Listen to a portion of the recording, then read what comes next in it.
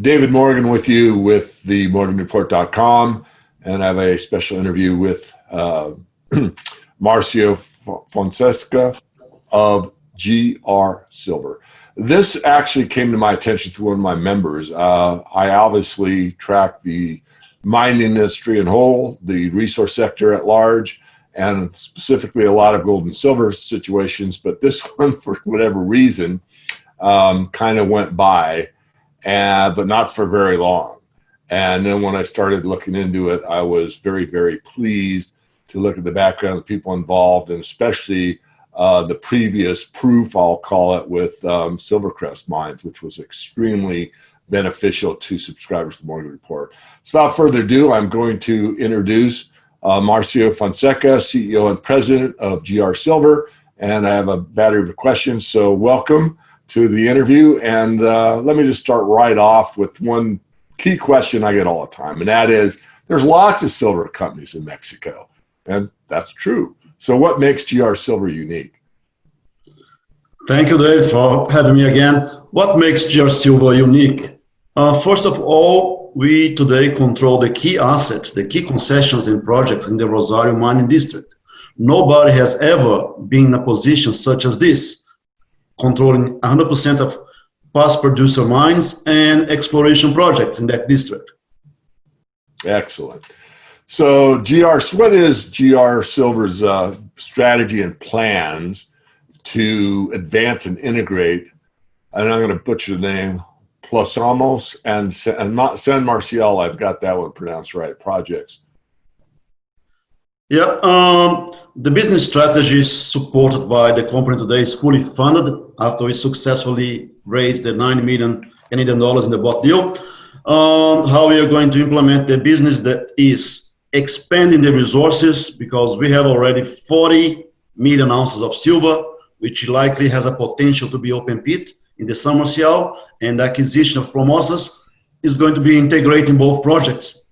Looking for probably expansion of the resources in the next 6-9 months with new resource estimation, brand new at Plomosas. We are drilling as we speak and releasing the drill hole results and trying to achieve a minimum of 100 million ounces of silver in those two projects together in the next 6 to 9 months. I don't think I missed it, maybe I did. So where exactly are you drilling at the moment? At the moment, we have 2 drill rigs at Plomosas, the project that we bought from First Majestic. Now we control 100%. We don't have any payment left. It's all paid, a small cash shares and a royalty. And we are doing exploration work at San Marcial. We have a 3rd drill rig. We are very excited. We got a big drill rig now that can drill up to 500 meters below the surface to drill some other continuities in both projects. So in 2 weeks, we are going to have 3 drill rigs, 2 at Plomosas and 1 at San Marcial. I know you're a busy man. So since you acquired the Plomosas project from First Majestic, what has GR Silver been able to achieve beyond that? Since we acquired, we've been very aggressive to hire senior and experienced Mexican geologists who understand that type of rocks and geological setting. Today we have 15 geologists on site, fully staffed.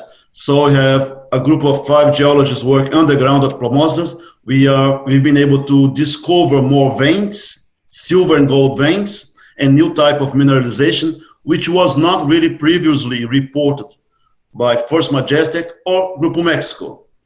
Keep in mind that the Plomosas mine was a lead zinc mine 20 years ago, different silver and gold prices. Right. So today we are discovering what can be a silver and gold mine. Yeah.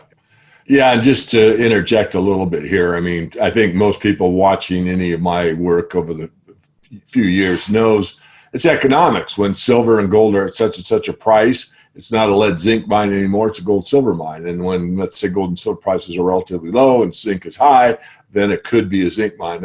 I go through that with other mines. I'll just throw it out real quickly, like Hecla. Is it a gold mine or is it a silver mine? It really depends on what the prices of each are respective to each other. They mine both metals. So moving on, that leads to the next question, and that is, tell me more about the management and experience you have with your staff in Mexico. For sure. We are not really arriving in Mexico today. Most of the key management has been doing business in Mexico for more than 15 years. As you said at the beginning, some key executives, including myself, were heavily involved in Silvercrest Mines, a very successful story with the spin-off of Silvercrest Metals. And management has been doing a lot of evaluation of assets in Mexico, mines, exploration projects, good network of contacts and good directors with experience, including the former chairman of Max Silver is an advisor for this company. So you can see that people have been fully involved in business in Mexico, mining business. We are not arriving in Mexico for silver today. So what are the company's near and long-term value catalysts? The major catalysts of this company are going to be based on the drilling program that we have just started. We have a budget for 4,500 meters to start with, adding more 1,000 meters in some areas around some plomosas, because the 4,500 meters is specifically for resource delineation.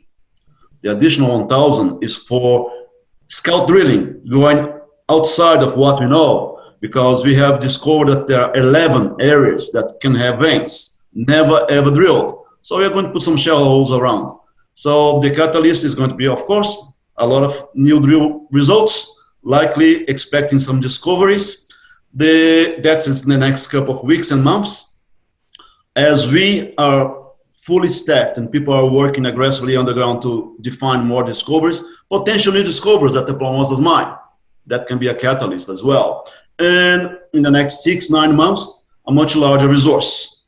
And further down the road, let's say medium term, 12 months, that's the integration of both projects. For the first time ever, a company connecting those two projects, Plomosas and San Marcial, and defining a district scale silver gold asset.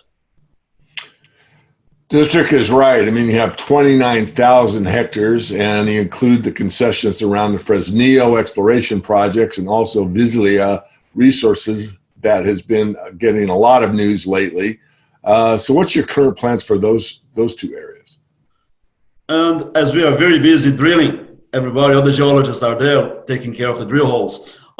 We are starting slowly to evaluate these concessions in a way that can be potential business opportunities for the company and return to the shareholders. Let's say might be potential spin-off companies. Right. But we first need to do some initial work to collect all historical data and quantify what's the value, what's there. And of course, today, what we know so far that those concessions have one thing that in real estate counts a lot. Location, location, location. So that's important. But now I need to look at the geology and get some results. Great. And just as a side note, we've been lucky, skillful, maybe both in spin-off situations with other companies. I know you have done it. And this is just really a boon for investors. If you have a situation where you've got a large project, doesn't even have to be large, but large odds are better. And you have a situation where you can basically take that asset, develop to the point where there's a lot of knowns, and then spin it off. And it's a way to, in capitalism, benefit everybody. And we've been, again, this has happened a few times, more than a few, maybe over the 20 plus years that we've been doing the Morgan Report. So we commend you on that. And we think it's something that might be a consideration for an investor. When you have a project with 29,000 hectares and in this kind of a zone around known situations, I mean, you got a pretty safe situation with a lot of potential. So last question, and you just returned from the projects. I know from your staff, you can't wipe the smile off your face. Without telling us too much, what can you tell us? The company is well positioned today for growth because the money is in the bank. We got the support of big shareholders, big funds, and we have the drill rigs, and things are moving as planned. We are not really interrupted by the pandemic because we are using pretty much local workers and local geologists. Everybody is local. I was really happy to, after 3 months, to go to the site and see all the work progressing as planned, going underground, checking the drill rigs. I like to have boots in the ground and checking the information. So as I see, as today the company is set up for a bright future, in my opinion. Marcio Fonseca, CEO and President, GR Silver, you have brought it to the table. Is there anything I haven't asked you we need to know? No, I think we covered pretty much the story and what we are doing. And like you said, there are many opportunities in the company. Very unusual for management to have a lot of skin in the game. That's our case. That's very important. And we are very excited to be here and to be working with GR Silver in Mexico, silver and gold. Great. Well, thank you very much for your time. Thank you.